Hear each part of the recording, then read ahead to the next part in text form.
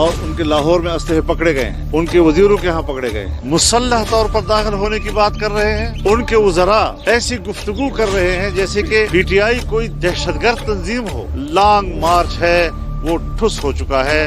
صدف کی جو حادثہ ہوا ہے کہ عدالتی کمیشن بٹھایا جائے، کسی کی دھکم پیل سے گری ہے، ہراسمنٹ کی بنیاد پر گری ہے، کے پی کا وزیر اعلیٰ، اس کو شامل تفتیش کیا جائے۔ کوئی آزادی مارچ نہیں، یہ آوارگی مارچ ہے۔ عمران خان نے یہ بھی کہی ہے فوج کو مخاطب کر کے، تم تو چوکیدار ہو، کہ تم اس بات کی وضاحت کیوں نہیں کرتے کہ رات کی تاریکی میں اس کے قوم کو پکڑ رہے تھے۔ آج جب پاکستان کا وزیر اعظم چائنا کے سفر پہ چلا گیا ہے اور وہاں چینی حکومت سے پاکستان کے اندر سرمایہ کاری پہ بات چیت کر رہا ہے، اس موقع پر وہ اسلام آباد میں داخل ہونے کی بات کر رہے ہیں، مسلح طور پر داخل ہونے کی بات کر رہے ہیں، ان کے وزراء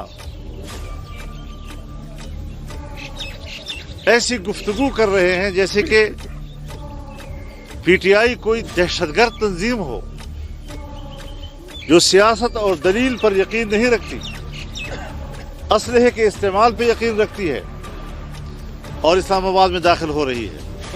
2000 نہیں 200 آدمی بھی اگر مسلح ہو کر جائیں گے اندر، اور یہ ثابت ہو چکا ہے، اور ان کے لاہور میں اسلحے پکڑے گئے ہیں، ان کے وزیروں کے ہاں پکڑے گئے ہیں، یہاں آپ کے ہاں سے میسج گئے ہیں، اور مجھے تو کچھ ذریعوں سے جو غیر مصدقہ ہوتے ہیں 2-4 دن پہلے اس کا پتہ تھا، لیکن یہ جو چیزیں سامنے آئی ہیں وہ میری معلومات کے 2 دن بعد سامنے آئی ہیں۔ کوئی اجازت نہیں ہوگی کہ میری حکومت کسی طرح کسی سطح پر ان سے یا مذاکرات کرے یا ان کو کوئی ریلیف دے یا ان کو کوئی فیس سیونگ دے۔ ان کا جو لانگ مارچ ہے وہ ٹھس ہو چکا ہے، اب اس کی کوئی حیثیت نہیں ہے۔ وہ 2000 سے زیادہ لوگ اکٹھے نہیں کر پا رہے ہیں، آ نہیں سکتے، اسلام آباد میں آنے کے لیے تاریخ پہ تاریخیں دے رہے ہیں، اور پتہ نہیں کب اسلام آباد تک پہنچنے کی بات کریں گے۔ میرا خیال یہ ہے کہ یہ راستے سے واپس ہو جائیں گے، یہ اسلام آباد تک آنے کے متحمل نہیں ہیں۔ ہاں، اسلحہ پہنچا رہے ہیں تاکہ وہاں پر کچھ لاشیں گریں اور پھر ان لاشوں کے اوپر وہ سیاست کرے۔ آج ان کے جلوس میں صدف کی جو حادثہ ہوا ہے، میں اس پر مطالبہ کرتا ہوں کہ عدالتی کمیشن بٹھایا جائے۔ یہ حادثاتی طور پر کسی کے دھکم پیل سے گری ہے یا کسی ہراسمنٹ کی بنیاد پر گری ہے، اور پھر جب ایک وزیر صوبائی فوری طور پر اس کے خاوند کو لے کر تھانے میں لے جاتا ہے اور وہاں اسے انگوٹھے لگواتا ہے اور دستخط لیتا ہے، تو پھر اور بھی معاملہ مشکوک ہو جاتا ہے۔ اور یہی بات میں ارشد شریف کے بارے میں بھی کہنا چاہتا ہوں۔ وہ پاکستان کا بیٹا ہے، ایک گھر کا صدمہ ہے، ہم اس کے خاندان کے صدمے میں شریک ہیں، لیکن یہ بتایا جائے کہ وہ کس بنیادوں پر، کس کی پشت پناہی کے ساتھ پاکستان سے باہر گیا، تھریٹ لیٹر کس نے جاری کیا، اس کی صرف ایک کاپی ہے جو وزیر اعلیٰ کے پاس ہے۔ مجھے اس ایک کاپی کے علاوہ پاکستان میں کسی اور جگہ پر دوسری کاپی دکھائی جائے۔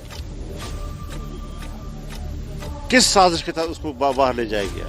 اس لیے کے پی کا وزیر اعلیٰ، اس کو شامل تفتیش کیا جائے، ان کے وزیروں کو شامل تفتیش کیا جائے۔ کوئی آزادی مارچ نہیں، یہ آوارگی مارچ ہے۔ آوارگی کو پھیلانے کے لیے پتہ نہیں کیا مقدس عنوانات، اور جس طریقے سے متعفن قسم کے وہاں ماحول پیدا کیا جاتا ہے اخلاقی لحاظ سے، یہ کسی طریقے سے بھی پاکستان اور پاکستانی معاشرہ کے لیے قابل قبول نہیں ہے۔ ایک بات عمران خان نے یہ بھی کہی ہے فوج کو مخاطب کر کے، تم تو چوکیدار ہو، ہم آپ کو تنخواہ کس چیز کی دے رہے ہیں؟